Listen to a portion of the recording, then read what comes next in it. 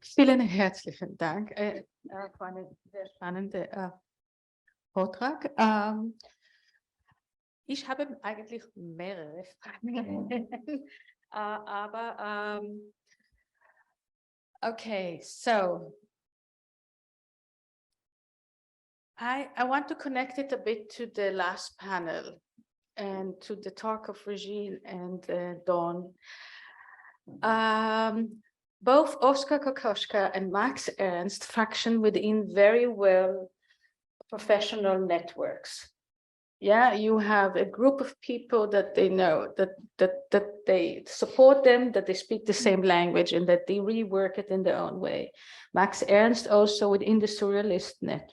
Yeah, then we come to the woman's perspective. And we have the statement by Grete, who speaks about the collective. How important is the collective for women to find her voice? Or was it part of her, that the woman could operate as part of a collective of women? Was it one of the statements you made at the early part about the collective of women?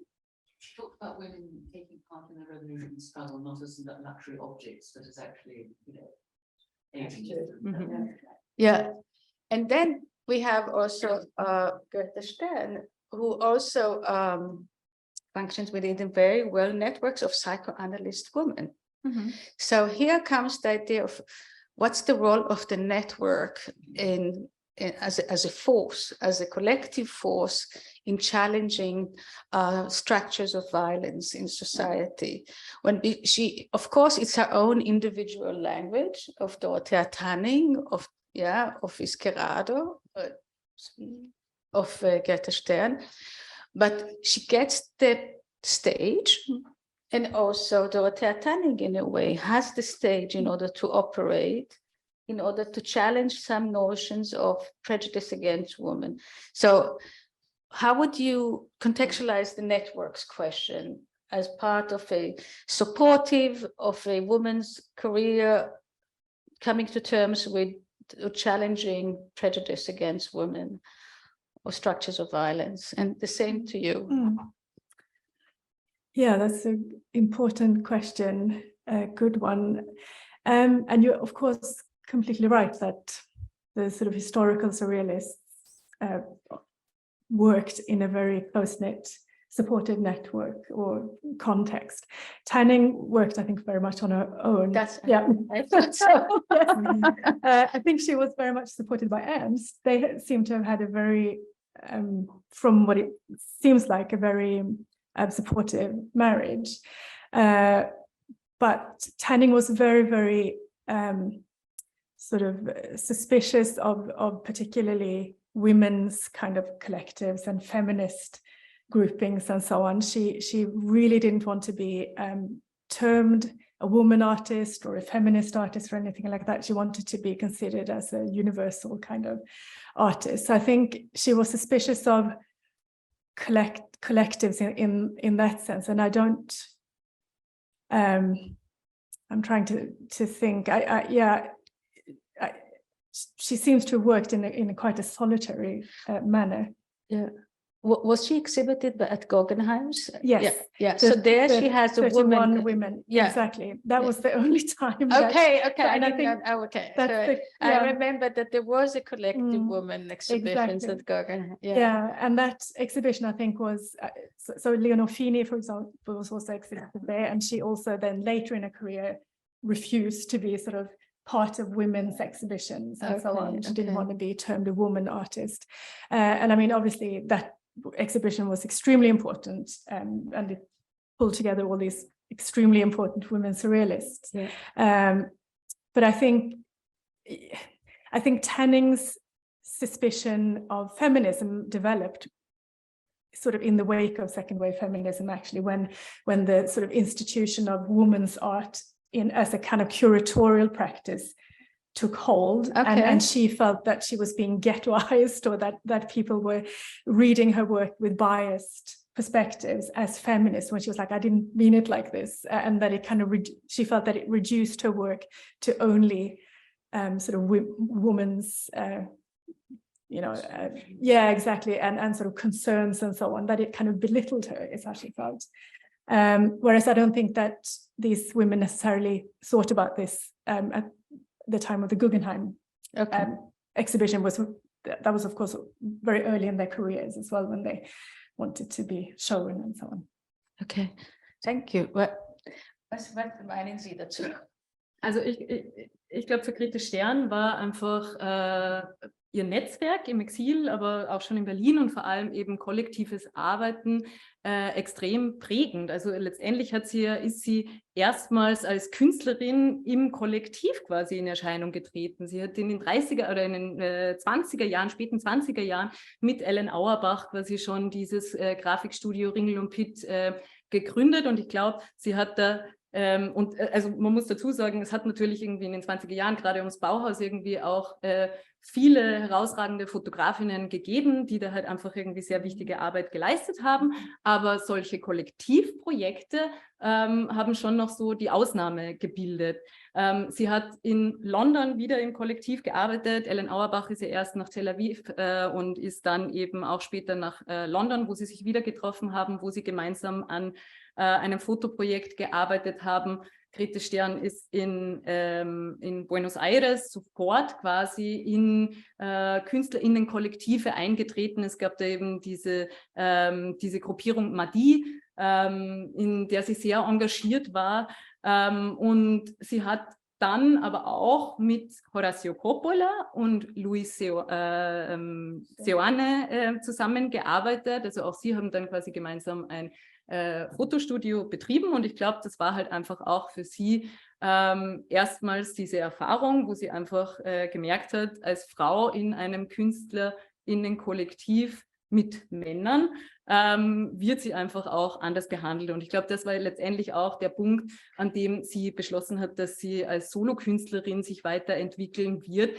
Allerdings, und ich glaube, das ist schon auch irgendwie sehr wichtig zu erwähnen, also es hat dann auch in Argentinien in den, ich glaube so in den 60er Jahren sich nochmal ein Frauen-Fotografinnen-Kollektiv rausgebildet mit Alicia de Amico und Sara Fassio, die eigentlich sehr, sehr ähnlich, also die, wo man schon annehmen kann, Grete Stern hat da einfach auch so an jüngere Fotografinnen gewisse kollektive Praktiken des Arbeitens weitergegeben.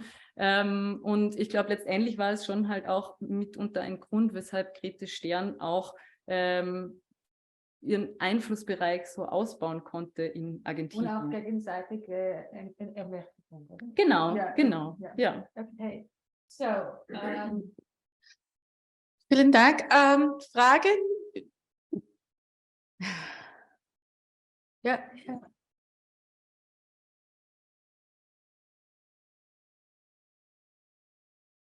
Vielen Dank.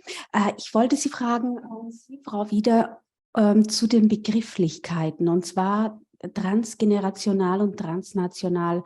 Stammen die aus dem Werk von, oder sind die, oder wie haben Sie die gewählt? Oder weil,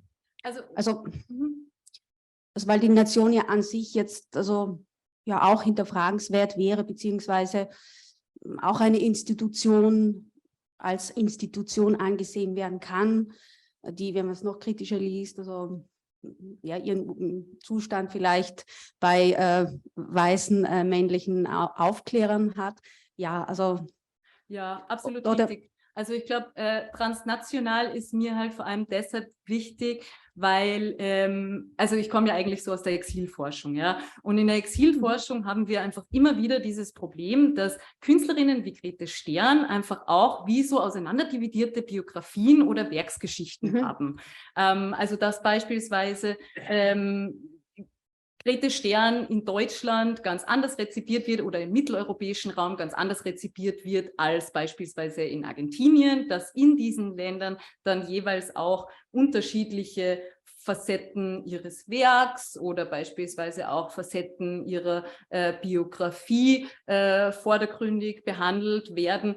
Ich kann nur irgendwie ein Beispiel dazu geben. Also in Deutschland wurde beispielsweise als erstes eine Fotostrecke von Grete Stern rezipiert, die aus den 60er Jahren stammt, in denen sie an der Reformuniversität im Chaco im Norden Argentiniens beschäftigt ist und da vor allem sich mit der indigenen Bevölkerung dieser Region beschäftigt, die quasi auch, also das Konzept quasi dieser Universität ist auch eben so indigene Kunstformen etc. eben in den Kanon einfach zu integrieren. Ja?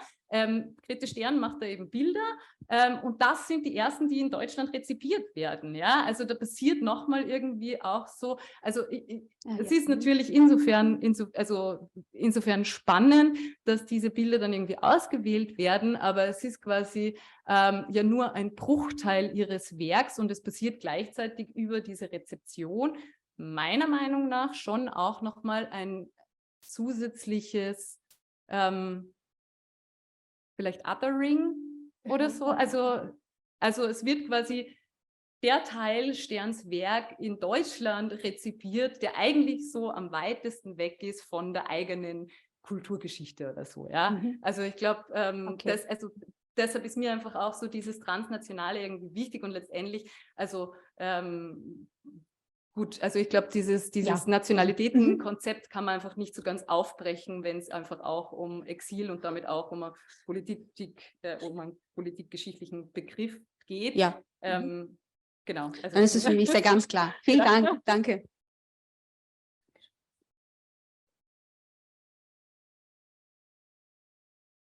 Hello, thank you very much for both of your talks. My question goes to Anna.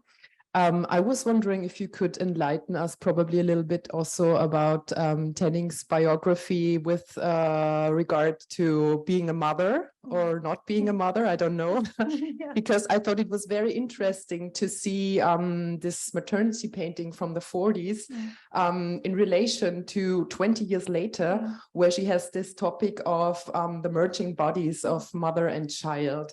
So maybe you could provide us a little bit more information on that. Thank you. Yeah, and thank you. That's a great question. And I should have obviously said something about that in my talk, I realize.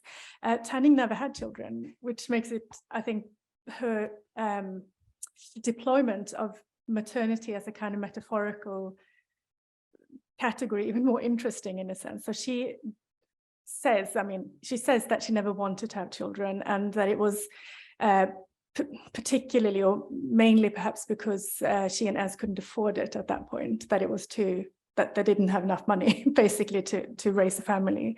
Her maternity painting from 1946 maybe tells a slightly different story, that it's also got to do with this kind of the difficulties that would accompany sort of having a family and being an artist at the same time at that particular time. But then who knows what the reasons were for them not having, Ernst had children from a previous relationship or a child. Or children, actually. Maybe, did he have more than one child? He had one child, Jimmy, Ernst, yes. yes, his one son. I was like, yeah. So I think that it's, for me, that's like the most kind of interesting aspect of her deployment of this metaphor or this image, that it comes from a sort of, I guess, a theoretical or political space that is not about a biographical kind of autobiographical expression. It's about something she's thinking about. And I think that she is working out similar things in her soft sculpture as well, that it's about the same kind of, thing she's trying to give voice to or give expression to.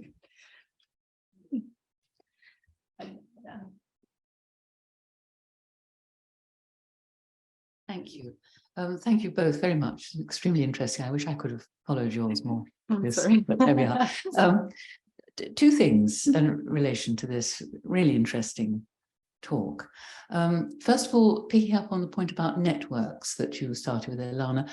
It's very painful in a way reading her her autobiography and talking about the numerous museum directors and collectors and gallerists who come, they only want to talk to Ernst. Even if Ernst said, please look at my wife's paintings too.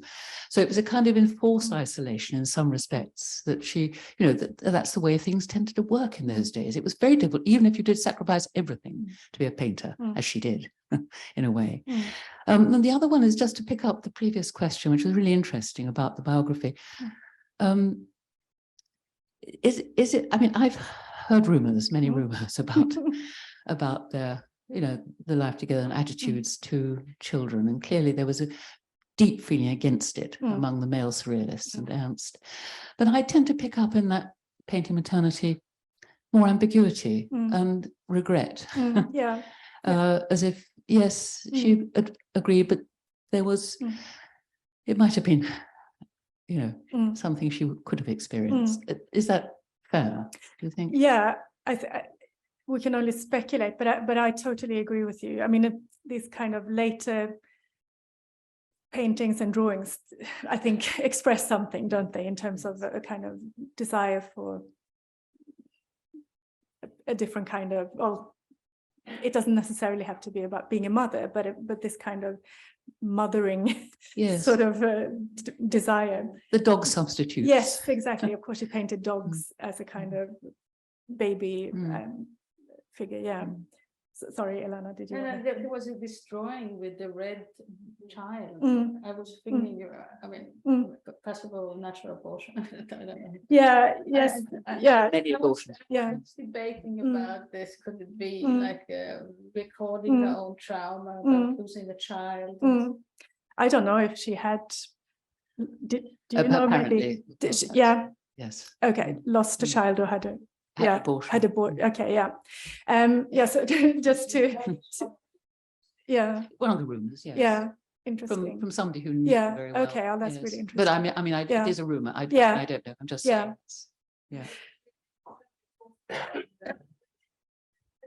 Okay. Please speak to the microphone. I think, Anna, you referenced that just now, but there's this postcard in the Scottish National Galleries from Dorothea Tanning to Lee Miller. Oh, okay. And it really says, well, we just didn't have money for a kid. And there is pain in that postcard, you know, there is regret. It's not straightforward. No, exactly. I don't think it's straightforward at all. So Ernst's poem is more straightforward. I think that he wrote to accompany her painting. I agree that her 1946 painting is not straightforward. It doesn't portray, I mean, it portrays, I guess, isolation, which might be how she felt in all kinds of ways, Tanning. So yes, I agree with you on your second point, absolutely, that I think she had ambiguous feelings, and that maybe the financial reason not to have children was a way of protecting herself in her later life. Your first question, I think, is also really, really important. Your point about Ernst being the celebrated surrealist artist and Tanning was his wife, basically, that this I think was grating enormously, that it was something that she got really, really annoyed with. And I spent some time in her archive in October, and I mean, in letters, she keeps, stating that I'm not Mrs. Ernst, I am Dorothea Tanning, so it's even though I think he was trying to, like you said, to sort of promote it, thank you, promote her work and her as an artist, the world created isolation because she was, I mean, a woman artist, and yeah.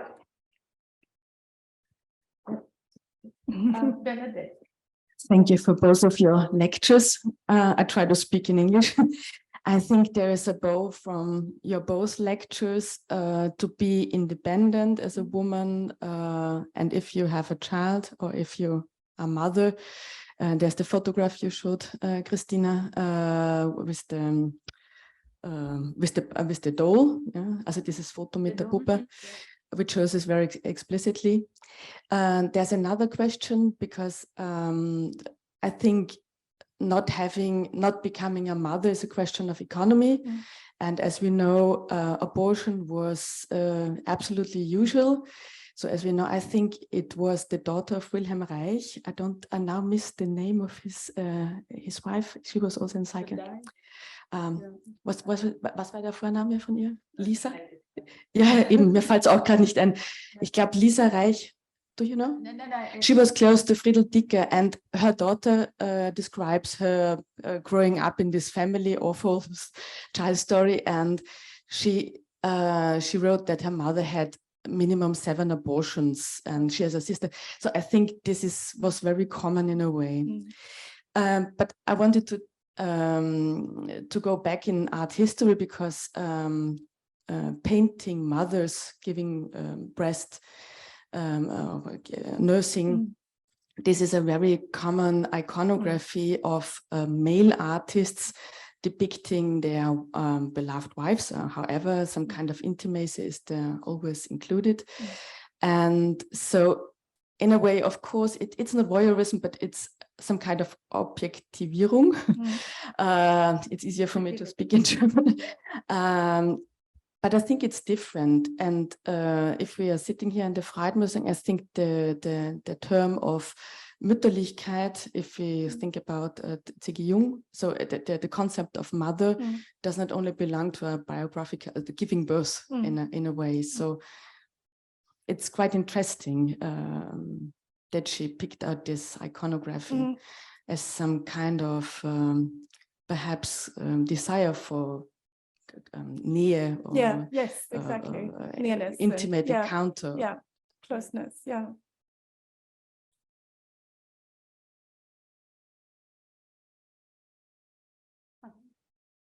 Sorry, I thought there was going to be conversation about this commentary. Sorry, I wasn't sure if there was a question I should have answered. Oh, sorry. No. How do you see this? Oh, I see. Of motherhood. Yeah, you mean the male sort of versions of nursing mothers compared to tanning. Well, is that, yeah. No, of course, you're absolutely right that, I mean, it's also religious iconography as well, with the Virgin Mary nursing and so on. So it becomes like the nursing mother is a kind of, I mean, you can see it as a very traditional and even patriarchal motif, of course. But I think Tanning's work is, I mean, the way she depicts these, it's certainly not traditional nursing that she depicts. It's something much more kind of, yeah, exactly. And the bodies are merging together, and it's not necessarily about the kind of, it's not necessarily about the child's sustenance. It's about the mother's kind of desire as well. They're in that kind of enveloping gesture of sort of protection and so on. So I think I think what she's trying to portray is not an ideal state of motherhood, but a sensation, if that makes sense. That it's like that kind of sensation of proximity or touch or closeness. Yeah. Thank you so much for your talks. I'm really happy to have seen the work of Grete Stern now. And I was really impressed by the picture of the image of Max Ernst with the Virgin chastising Jesus. And I was wondering if there was any discourse or also about the violence against children, because it's a big part of being parents in this time and also today. And trying to merge like your two talks, there was this picture of the doll, the threatening doll, the structural violence against women who are forced to be mothers. And I was just wondering if you have any knowledge about the discourse around violence against children. Was this of any importance to the artists, or because I think it's really weird also to talk about like this image of Max Ernst and thinking about the threat of the castrating mother. Well, really there is a threat against a child being beaten. It's interesting that it's becoming so symbolistic. Or Do you want to start, maybe, to answer the question?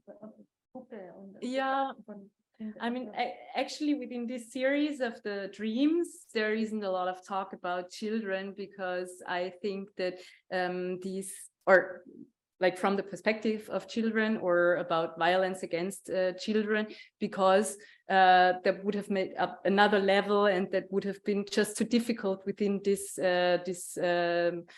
context of parentism. I mean, I think this picture here is actually talks a lot more about violence against children, presenting Sylvia. Sacrificing her daughter. Yeah, like, I don't know, this level of violence that Sylvia is confronted with, being the child of a Jewish woman in Argentina, being a girl herself, or being read as a girl, and so on. So I think actually that this picture talks a lot more about violence against children, but I mean, yeah, not so much children, but Stern definitely tried to address young women. So I think this was like her main focus group. And when it comes to Ernst, I don't actually know what his attitude was to children, and sort of, bringing up children, and whether or not to beat them, etc. But I presume that in France it wasn't against the law to hit children during this time. And I mean, I think obviously at the most basic level, what's going on here is a kind of symbolic, violation of Christian iconography. It's I think we must read it symbolically rather than as being about violence against children. But I think, I wouldn't dare say anything about Ernst's own kind of attitude towards beating children, although I would presume that the surrealists generally would see sort of chastising of children as a bourgeois kind of, normative attitude towards the child. I mean, they loved the idea of childhood, at least, as being much more imaginative than adulthood and so on. So, yeah, it's not a very direct answer to your question, but thank you. There's one more there. Yeah. About the pictures of the motherhood pictures from Dorothea Tenning, I think there is also she's pointing of not having an experience of something, of the significance of absence from everything. I think this is also a very, because the pictures, this one the horizontal line, yes, they are very haptic. And very, so how to say, very, very fleshy. Yeah. Yes, yeah. And she didn't have this experience. And she's pointing about the significance of this absence. That's, I think, is important. And about this, because this is a very, very, very fine picture. I like it. There is, of course, she's pointed about violence against children, but I recognize this picture something also as a very a picture of a solidarity, because she's with her daughter there, and it is a powerful picture. Yeah. I mean, after all, she gives her tools, actually. She gives her it's a painting tools. Picture. It's a solidarity and fighting picture. Yes, sure. Thank you. Can I just offer a quick sort of answer? So that frieze by Tanning, she actually produced that as part of a series of friezes with very sort of orgiastic motifs, as it were, like, bodies, not just mothers and children, being sort of intertwined and in sort of part of Dionysian sort of orgies, but lovers and sort of even humans and animals kind of merging. So there's a kind of continuum here where her notion of maternity kind of merges with some like sexual pleasure, or sort of the pleasure of touch, and yeah, so it's yeah. Sorry. A very, very quick question, just point of information, and you may have said this. Is it possible in Sueños de Dinero? It is the Berggasse. It is, yes. It is what? Is the street?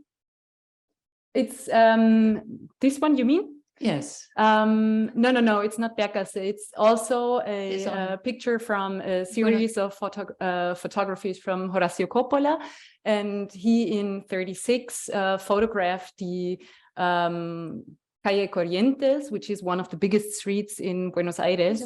So he photographed different scenes around this street, because it was also like one of these modernist projects, let's say, like to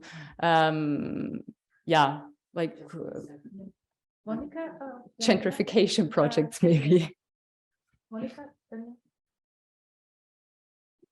And the only thing I wanted to mention is that in both cases, there is the photographers, the doll, and this emerging bodies. It's also the other aspect of motherhood, this violence and cruelty in between, or between the child and the anxiety, and the disgust. That is also from a psychoanalytical point of view, also part of this maternity. Yeah. Ja, und ich wollte auch nur eine Koinzidenz, noch eine witzige benennen. Coppola ist die Figur auch im Sandmann, die wiederum die Erzählung für Freuds Text das Unheimliche ist. Also da schließt sich wieder was. Ja, für sure. Ja.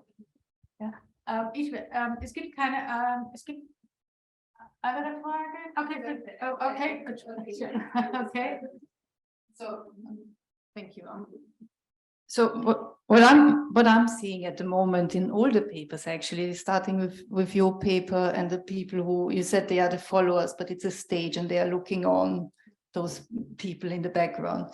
And then you mentioned, Christina, with the private and public, and there is the Grete Stern image here where the people are looking at the woman quite in a way, so it's whole voyeurism thing.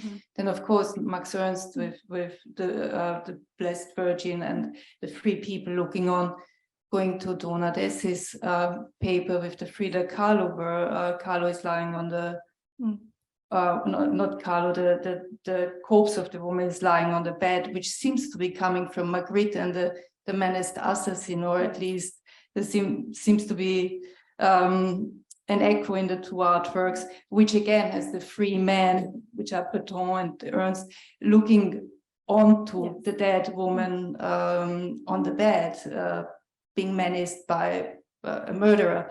So there's all this kind of private and public, and this looking on of mainly men onto women. And again, I just wonder, involving all the speakers, it is an important part of violence against women, this kind of making something which is intimate into something which is public, and exposing it, and also this notion of voyeurism seems to be really important, and a recurring notion here.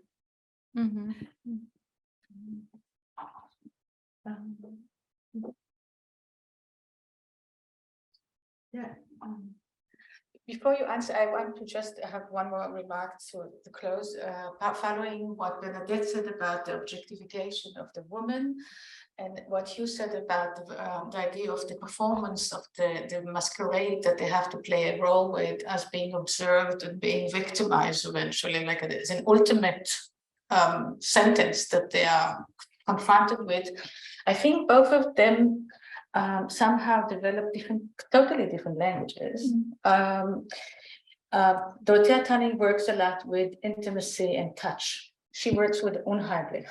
And these are two different strategies to break this performance, or to rewrite the performance of violence against women. One is like, touch me, or I'm touching. There's no space for intervention, men's intervention in this specific coming to terms with my body, my touching. And here we have women really subverting the language of, or using the same language actually, of unheimlich, in order to confront the structures of violence. But we go back to your question. Yeah, I mean, I think after all, it's also like a question of the gaze, like whose gaze structures the image. And I definitely think that Grete Stern tries to break this male gaze perspective. She definitely tries to develop a form of female gaze, or maybe in other contexts, even a queer gaze or something. So I think even within this, like if we think about this, how the gaze is structured, even within there is already a lot of violence. And as I said, I think this, like working with the material, the propaganda material, which defines the official state representative and things like that even makes it harder to deal with these images, because they become so disturbing. Yeah.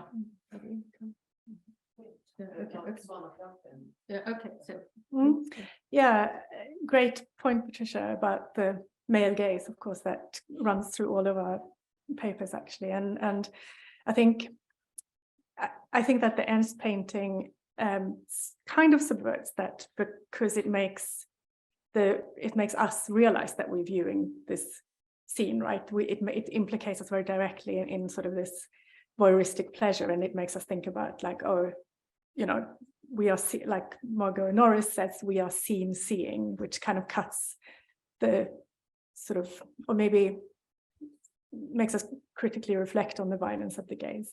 But I think Tanning very consciously sort of writes against that with her tactile works, that it is an attempt to actually